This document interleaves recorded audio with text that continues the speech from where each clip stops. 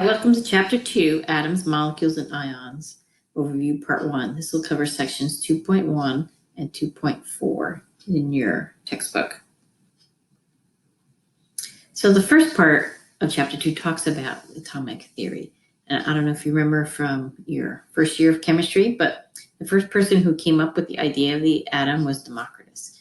Democritus was a philosopher, and he just one day was thinking that he felt you can't take matter and cut it into smaller pieces forever. You must reach a piece that is uncuttable, indivisible. And he called that atomus. And he sort of named the atom. So he named the atom. As it turns out, no one at that time really believed him. So it kind of went away for thousands of years. And then probably 2,000 years later, we have a scientist or chemist, John Dalton, who was doing reactions with gases, and he noticed that every time he was reacting gases, they always mix in the same ratio. So he came up with this law of multiple proportions. So as a result of this, he brought back the idea that an atom exists. So here are some of the important laws that kind of helps lead to the development of the atom. The first law we discussed in Chapter 1, and it is the law of definite proportions. And if you remember in Chapter 1, we said that if you look at a compound, and in particular we discussed water, and you look at the mass of the elements in that compound, no matter how much of that compound you have, the ratio of the masses stay the same. So in all of water, 11.2% by mass is hydrogen, and 88.8% by mass is oxygen. So that's what the law of definite proportions, or your textbook also calls it constant composition, because the composition is staying the same no matter how much you have. The second law we used in Chem 1 when we were balancing equations, and this is the law of conservation of mass.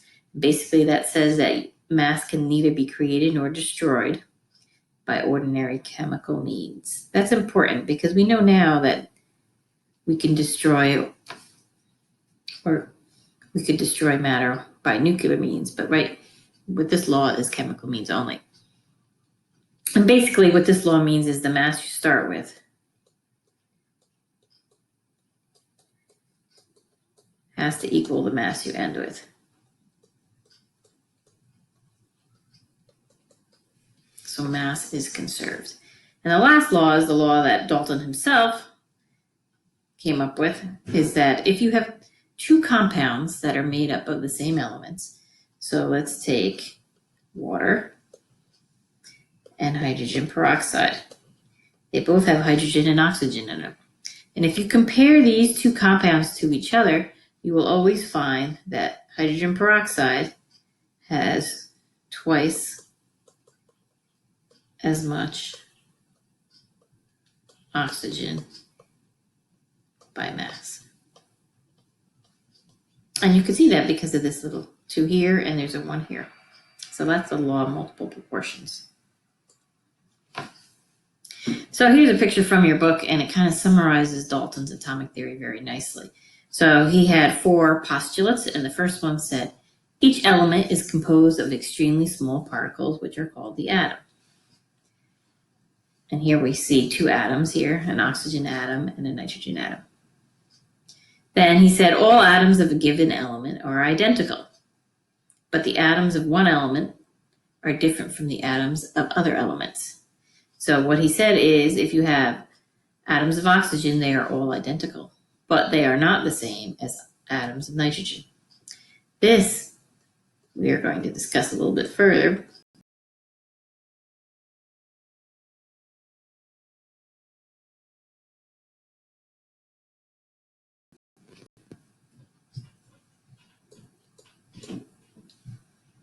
Third, atoms of one element cannot be changed into atoms of a different element by chemical reactions. Okay, we discussed that already.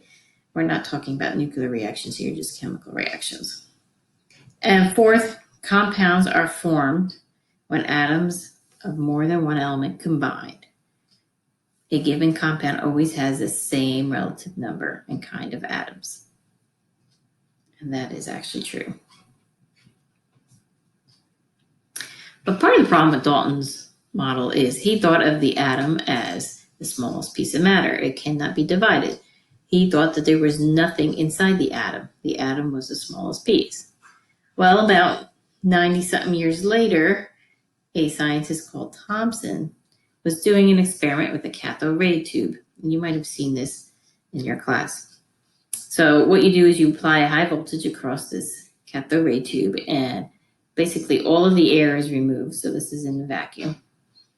And it gets so excited that these excited particles hit this metal plate, which has a special paint on there that fluoresces. And you see a beam going across.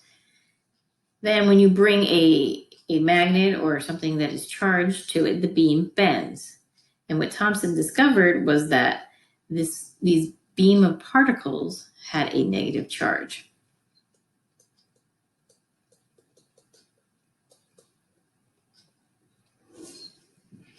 So in this picture here, what charge must this magnet have if the beam is bending towards it? Well, remember, opposites attract. So if this beam is negatively charged, then the magnet here must have a positive charge. So it's kind of bending towards it. If it bent away, that means both of them would have been negative. So when he did this experiment, he said there is a particle inside the atom that has a negative charge. But he knew the atom as a whole had no charge. So he knew that the atom was neutral. So he said, if the atom is neutral and it has these particles in it that have a negative charge, there must be something positive also in there. He didn't know what it looked like, so he came up with what is called the plum pudding model. And you might actually think of it as like a chocolate chip cookie, where you have a cookie with chocolate chips dispersed throughout. Plum pudding was a popular English dessert. So the little dots here, this is the plum pudding model, are considered your electrons. And all of this pink stuff was your positive. And you had enough positive stuff to neutralize the negative charge of the electrons. So that was his model of the atom. So what was so great about Thomson? Well, he discovered the electron. And now he said that the atom has subatomic particles in it.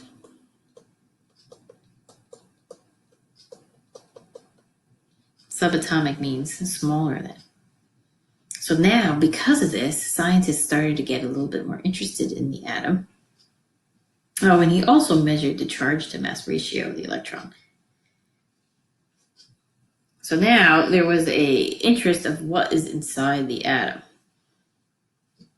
But since Thomson discovered the electron, other scientists decided to do experiments to determine what the actual numeric charge of the electron is. So Millikan, he did a oil drop experiment where he sprayed oil in this chamber and then he made it get charged up and he put it between two electrical plates, and gravity is pulling the droplets down, and he could actually measure how fast they were falling and calculate their mass. Once he had the mass, since Thomson already measured the charge to mass ratio, he could get the charge of an electron. So Millikan was able to measure or calculate the charge on the electron. Today we know that the electron has what we call a -1 charge, but he measured the actual charge. Also at this time, radioactivity was discovered. And radioactivity is when you have spontaneous emission of high energy radiations by an atom. So someone who's very famous for pursuing radioactivity is Marie Curie. And she did lots of work with uranium. But also another scientist called Ernest Rutherford, he discovered 3 particles. an alpha particle, which is the positively charged radioactive particle, a beta particle, which is negatively charged. So this is the symbol for beta. For alpha, that's what an alpha looks like. And sometimes you'll see it with a 4 and a 2 on it. And gamma rays, which have no charge. Gamma rays are the highest energy.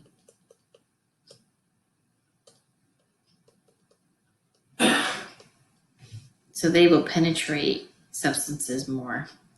Alpha are the lowest energy, so that you could block them more readily.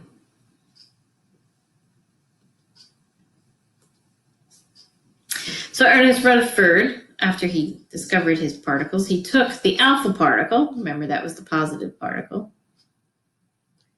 and he did his famous gold foil experiment. Maybe you remember this from first year chemistry, but he took a piece of gold foil, so think of aluminum foil, but it was made out of gold, and he shot alpha particles at it. And then all around it here, this green circle is film. And it detects the alpha particles. And what he found was that most of the particles went straight through the gold foil. So see, notice this line is thicker than the other one. So most of the particles went straight through. So here's a zooming where these are the atoms of gold. And you see most of the alpha particles are going straight through. That is because they didn't hit anything.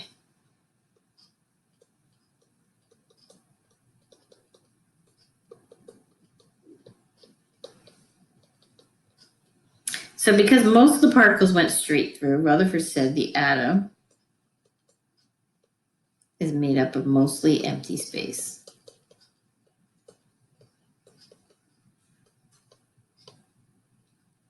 Some, as you see here, some got deflected.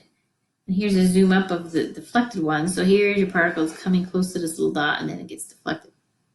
Some of them got deflected because alpha particles are positively charged. And what would deflect a positive charge? Another positive charge. So they came close to the nucleus, and the two like charges kind of repelled each other. So he said that in the center of the atom, there is a small positive dense region. And he called this the nucleus. He knew it was small because not many of the particles got deflected, and even fewer of them bounced straight back because they hit the nucleus head on. So Rutherford discovered the nucleus and that the atom is mostly empty space. So this disproved Thomson's model of the pudding because most of these didn't hit anything. There was empty space, and then there was that dense region in the middle where all of the positive charges is kept. So what are the subatomic particles in the atom? Well, we have the proton, the neutron, and the electron. These are our three subatomic particles. Your proton has a positive charge, your neutron has no charge, and your electron has a negative charge. The proton and the neutron are approximately the same mass, and we call that 1 AMU. And the electron's mass is so small, it's approximately 0 AMU.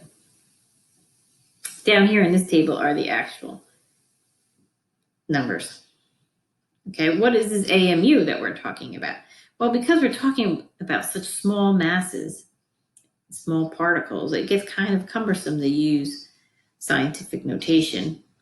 So they came up with a scale where 1 AMU is equal to this amount of grams. It just makes dealing with these numbers a little bit more reasonable.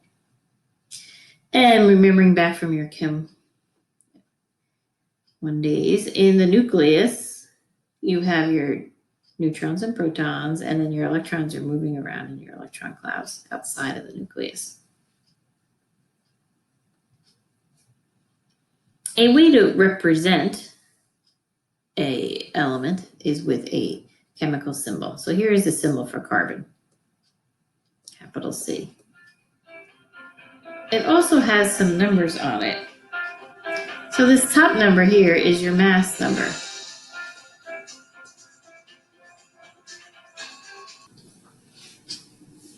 So the C here is for carbon. This 12 up here is the mass number.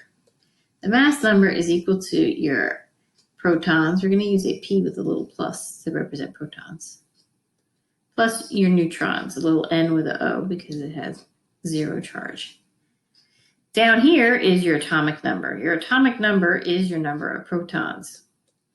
And if you remember correctly, your protons identify your element. If you have 6 protons in your atom, it is always carbon. If you change the number of protons, you're changing your element. Okay, so your atomic number identifies the element.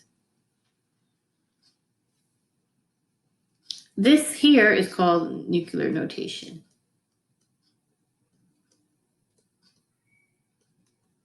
And it's kind of nice because it gives you the atomic number and the mass number. So if you wanted to know your number of neutrons, what would you have to do? You just subtract these two numbers. So in this particular case, this carbon, we have 6 protons. 12 minus 6 is 6 neutrons. And since there is no charge on here, if there was a charge, it would be written up here. This is where the charge would go. That means you have 6 electrons because it is neutral. Sometimes you won't have the 6 written here because carbon is always 6, so they're assuming you could look that up on the periodic table. But I like it when it's there, so then you don't have to worry about going and finding your periodic table. But sometimes you will see it missing. Don't get all freaked out. Just look it up on your periodic table. Another way to write this would be carbon hyphen 12 or C hyphen 12. This is called hyphen notation. This 12 here is your mass number. So in your hyphen notation, the number is your mass number. Remember, your mass is your protons plus your neutrons, your mass number. So why do we need that type of notation? Because not all atoms of the same element are the same. Look here down in this table, we have what's called isotopes of carbon. They all have 6 protons, because remember the protons identify the atom. But their neutrons are varying.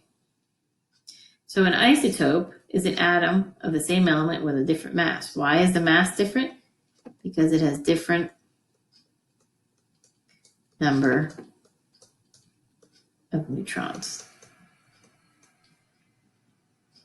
So an isotope has different number of neutrons with the same number of protons. So here is a penny, which is coated with copper. If I could zoom in with a special microscope and look at the atoms of copper, I will see that there are 2 types. There is copper 63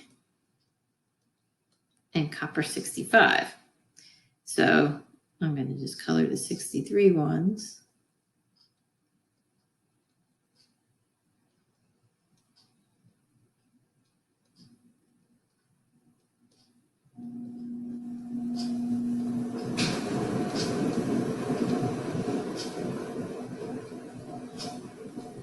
And then I'll color the 65 ones.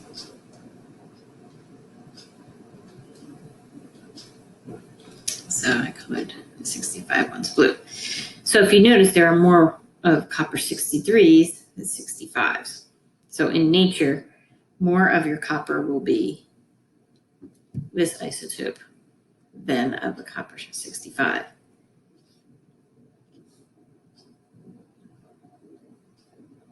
But how do we estimate the atomic mass of copper? And your textbook sometimes calls it atomic weight. I like atomic mass. That is the newer way of calling it. But they use these 2 words interchangeably, so you should be aware that when they say atomic weight, they mean atomic mass. So how do we get the atomic mass? Well, we need to sum up the masses of all the different isotopes. We can't sit there and count all the isotopes, But what we could do is measure what is called the relative abundance, or how much in nature a certain isotope appears. And then we calculate a weighted average.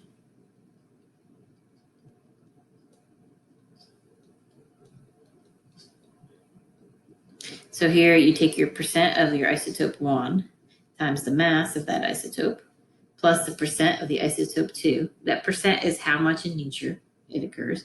You divide it by 100 because these are percents. So if you convert these to decimals, then you don't need to divide by 100. And that will give you your weighted average, and that is called your atomic mass. How do we measure this? Well, we use something called mass spectrometry. So here is our mass spec data. Basically what you do is you put your element in here and you ionize it, which means you make it have a charge. And you pass it through these plates that have charges on it, and they will bend or attract or deflect the ions differently. The heavier isotope do not deflect as much. So in this case, you see 37 chlorine is not bending as much away from the magnet as the 35 is bending more. And then they have a detector and they measure how much of the 35 and how much of the 37 they have in their sample.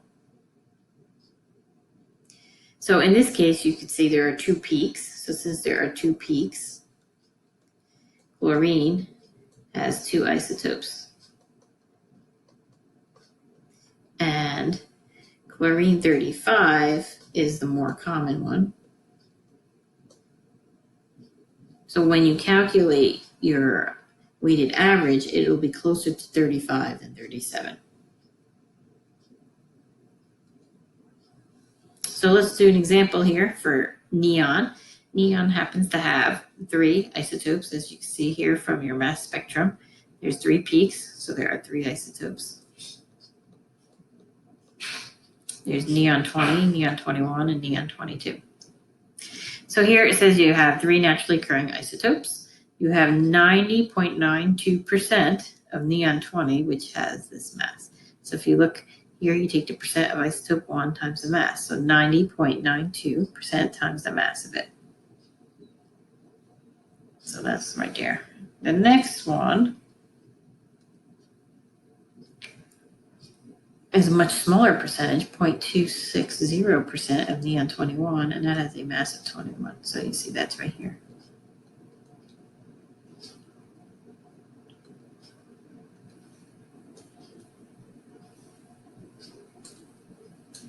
And the third one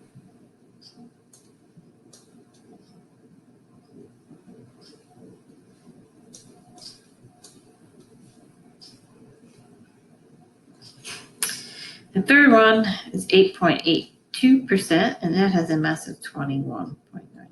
So that goes right here.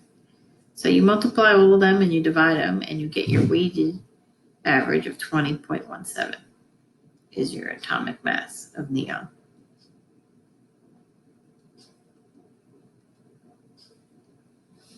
What happens if you don't know the percent abundance? So when you measure your mass spectrum, you will get a relative intensity, and that's just measuring the actual number of particles you're detecting. That's not the percent abundance. So what you have to do is total up the total amount of particles that you detected. So in this case, the total number of particles is, well, you detected 8, and this is for lithium, of lithium 6, and you detected 100 of lithium 7. So you add them together. So your total is 108 particles. So how do you find the percent of lithium 6? Well, you detected 8 out of 108 times 100 because you want a percent, and you're going to get 7.4%, which I showed you down here. And then you do the same thing for lithium 7, but in this case, you have 100 particles out of 108. So it's part over whole times 100 to make it a percent, and you have 92.6%. So let's do an example. So here we want to calculate the average atomic mass of this element. And they are giving us percent abundance, which is nice. So what do we have to do is multiply the percent times the mass and then sum them all up. So let's do that now. So I have 92.23% times 27.976927 plus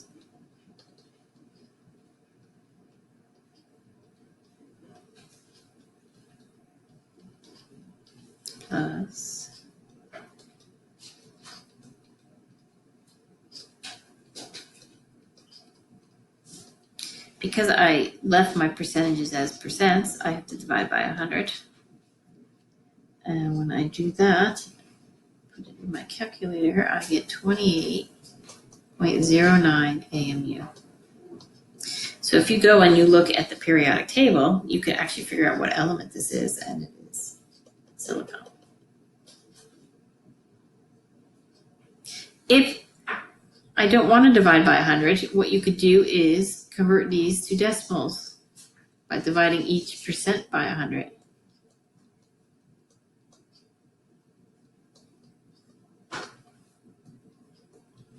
Then you could just multiply. It depends on what you like better.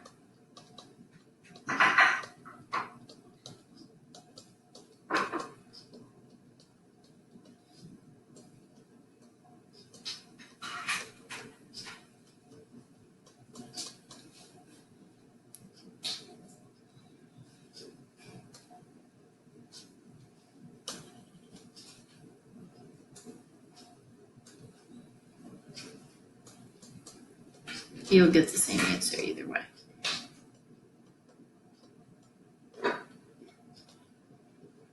Okay, so here this is as a percent, and this you've converted your percent to a decimal.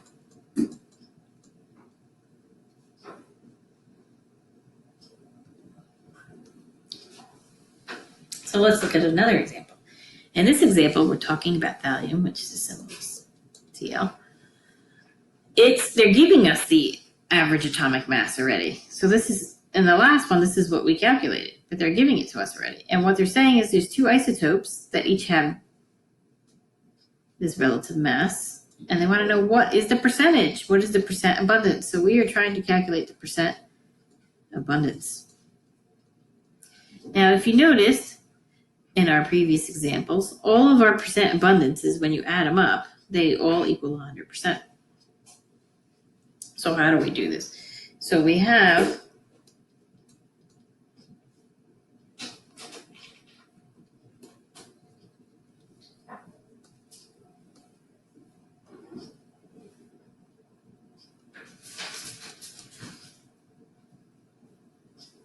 I just want to write an H instead of an L for some reason.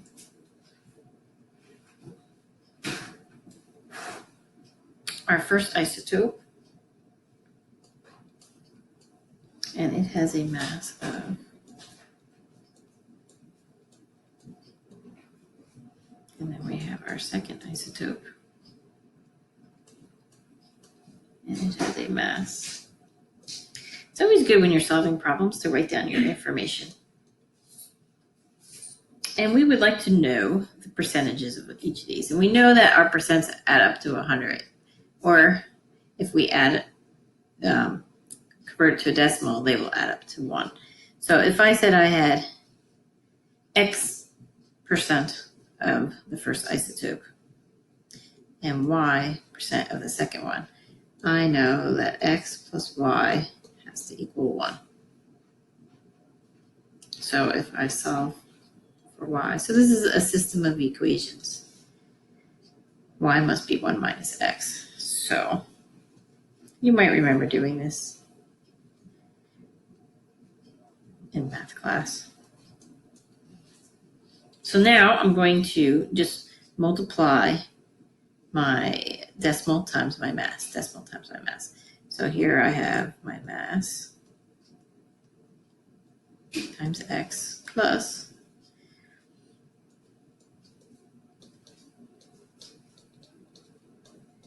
1 minus x, and all of that is going to equal my average mass. So now I just have to do some algebra and solve for x. So when I do that, so I have to distribute.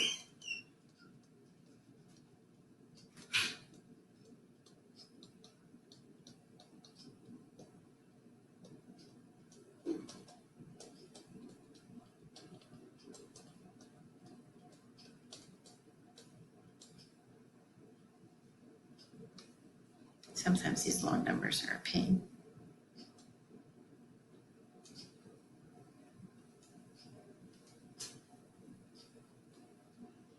So now I'm going to combine like terms. I'm going to combine my two x's, and when I do that, I get negative 2.0021x is equal. I'm going to bring this over here and subtract it.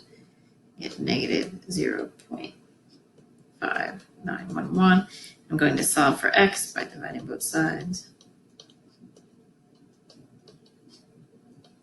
And I get that x is equal to 0.2952. So what does that mean?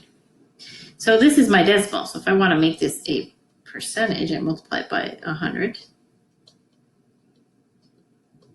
So that means that for isotope value 203 in nature is 29.52%. And remember, they have to add up to 100.